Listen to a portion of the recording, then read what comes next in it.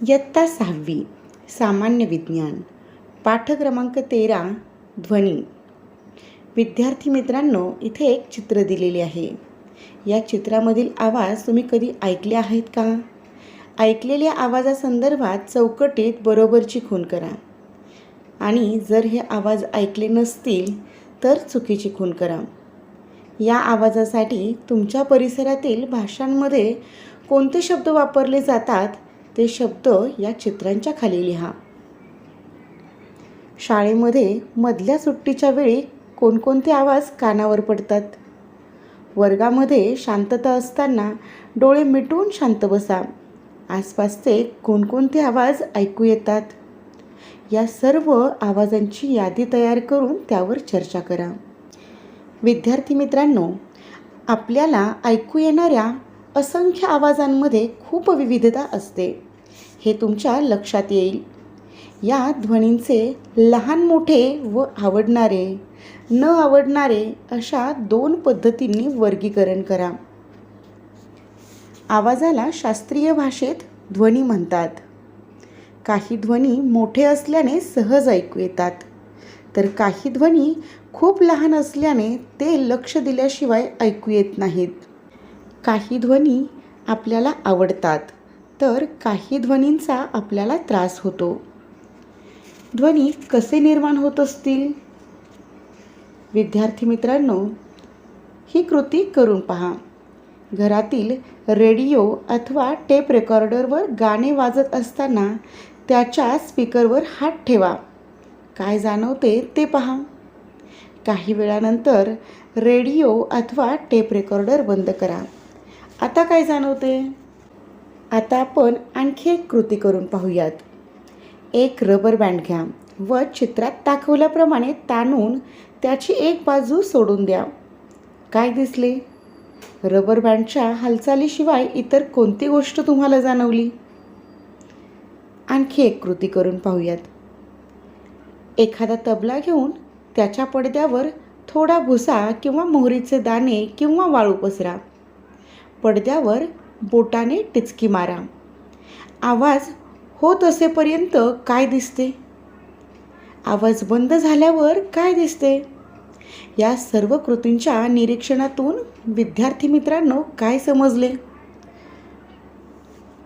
ध्वनी निर्माण करणाऱ्या वस्तूंची म्हणजेच स्पीकरचा पडदा, रबर बँड, तबल्याचा पडदा यांची ठराविक पद्धतीने हालचाल होत असते. म्हणजेच या वस्तूंमध्ये एक प्रकारची गती असते. जलद गतीने आंदोलन होत असते, म्हणजेच वस्तूंचे कंपन होत असते. ध्वनी निर्माण होण्यासाठी एखाद्या वस्तूचे कंपन होणे गरजेचे असते. वस्तूचे कंपन होत असते तोपर्यंत आपल्याला ध्वनी ऐकू येतो. कंपन थांबले की ध्वनीही बंद होतो. ज्या वस्तूमुळे ध्वनी निर्माण होतो तिला ध्वनी स्रोत म्हणतात. माहीत आहे का तुम्हाला? ध्वनिशास्त्राविषयी जाणून घेऊयात. ध्वनी, नाद, आवाजाची निर्मिती, प्रसारण आणि त्याचे परिणाम याबद्दलचे विज्ञान म्हणजेच ध्वनिशास्त्र. ध्वनीची तीव्रता डेसिबल म्हणजेच डीबी मध्ये मोजतात.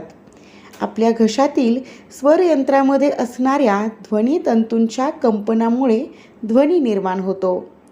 स्वरयंत्रातून निघणाऱ्या ध्वनीचा दर्जा ध्वनितंतूच्या ताठरपणावर अवलंबून असतो. विद्यार्थी मित्रांनो, आणखी एक कृती करून पाहूयात. एक पाण्याने भरलेले भांडे घ्या. त्याच्या कडेवर छोटासा आघात करा. तुम्हाला काय दिसते? या कृतीचे नीट निरीक्षण केले तर आपल्याला या भांड्यातील पाण्यावर लाटा निर्माण झालेल्या दिसतात. म्हणजेच या भांड्यातील पाण्याचे कंपन झाले व ध्वनीची निर्मिती झाली. ध्वनी कसा ऐकू येतो? ध्वनी स्रोतांभोवती हवा असते.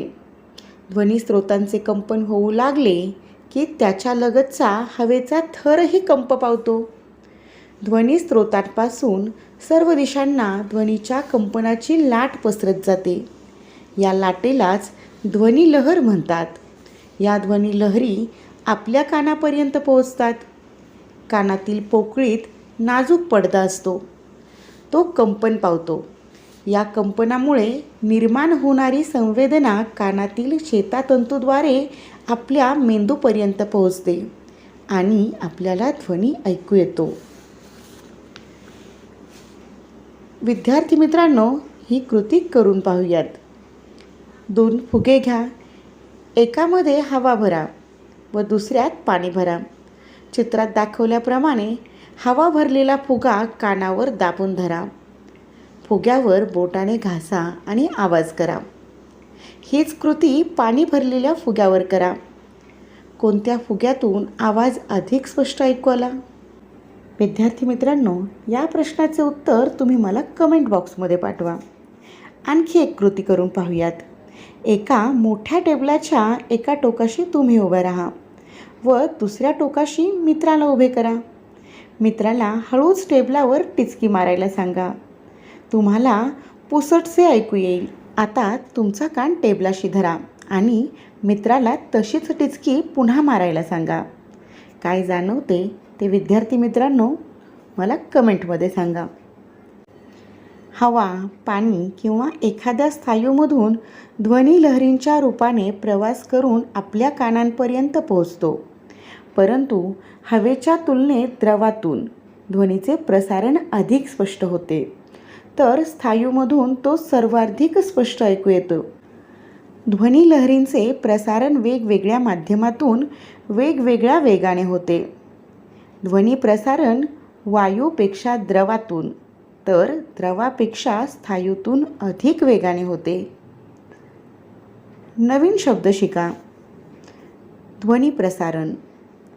ध्वनी स्रोतांपासून ध्वनिलहरी सर्व बाजूंना पसरतो म्हणजे ध्वनी प्रसारण होय. ध्वनी प्रसारणाचे माध्यम. ध्वनी स्रोतांभोवती असणाऱ्या ज्या पदार्थातून ध्वनिलहरी पसरतात त्यांना ध्वनी प्रसारणाचे माध्यम म्हणतात. नवीन शब्द शिका. निर्वात म्हणजे जिथे हवा नाही अशी संपूर्णपणे रिकामी असलेली जागा. गोंगाट आणि ध्वनी प्रदूषण. मोठा आवाज हा कर्कश वाटतो. अशा आवाजांमुळे गोंगाट निर्माण होतो. विद्यार्थी मित्रांनो, या चित्राचे निरीक्षण करा. या चित्रातील वेगवेगळ्या आवाजांची यादी करा. अशा वातावरणात रोग्याला कसे वाटेल? अशा वातावरणात तुम्ही अभ्यास करू शकता का? मुलांनो, आता या दोन्ही चित्रांचे निरीक्षण करा. या दोन्ही प्रसंगात दिसणारी परिस्थिती आपल्या सभोवताली असते. यापैकी काही आवाज चांगले असतात तर काही आवाज ऐकायला फार त्रासदायक वाटते. मोठ्या किंवा सततच्या आवाजांचे, गोंगाटाचे त्या ठिकाणच्या लोकांवर अनेक वाईट परिणाम होऊ शकतात. कानांची ऐकण्याची क्षमता कमी होऊन बहिरेपणा येऊ शकतो. मानसिक थकवा जाणवतो. चिडचिड होते. शांत वाटत नाही. नीट लक्ष देऊन काम करता येत नाही. सभोवतालच्या सततच्या गोंगाटामुळे होणाऱ्या वाईट परिणामाला आपण ध्वनी प्रदूषण म्हणतो. ध्वनी प्रदूषण म्हणजे ऐकण्यास त्रासदायक असणारा ध्वनी होय. ध्वनी प्रदूषणावर उपाय. क्रमांक 1. गाड्यांचे हॉर्न शक्यतो वाजवू नयेत. क्रमांक 2. घरातील टीव्ही, रेडिओचे आवाज आपल्यापुरतेच मर्यादित ठेवावेत. क्रमांक 3. वाहनांचे अनावश्यक आवाज कमी करण्यासाठी त्यांची नियमित देखभाल करावी. आणि क्रमांक 4.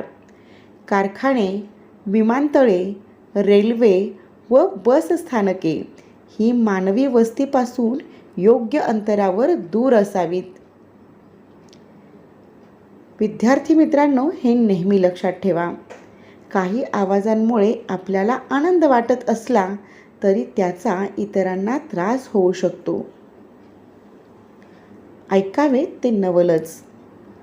रॉबिन व वुडकॉक हे पक्षी जमिनीमध्ये असणाऱ्या गांडोळाचा आवाज बरोबर ओळखतात व आपले भक्ष्य मिळवतात. याचे कारण म्हणजे त्यांची श्रवणेंद्रिय अत्यंत संवेदनक्षम असतात.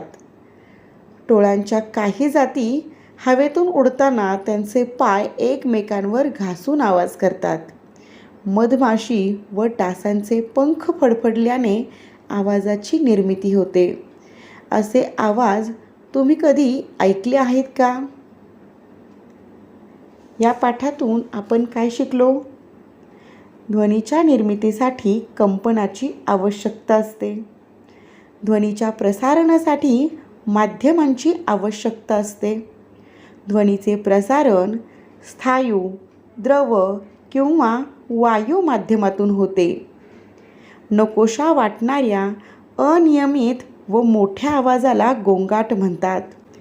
सततच्या गोंगाटामुळे ध्वनी प्रदूषण होते. ध्वनी प्रदूषणाचे आपल्या स्वास्थ्यावर परिणाम होऊ शकतात.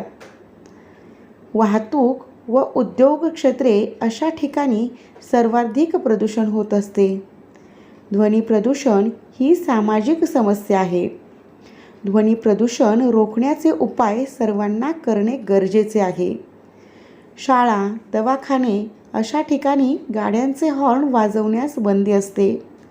अशा नियमांचे नेहमी पालन करावे.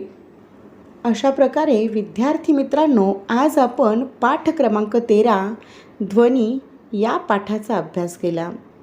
व्हिडिओ आवडल्यास लाईक, शेअर आणि चॅनलला सबस्क्राईब करा. धन्यवाद.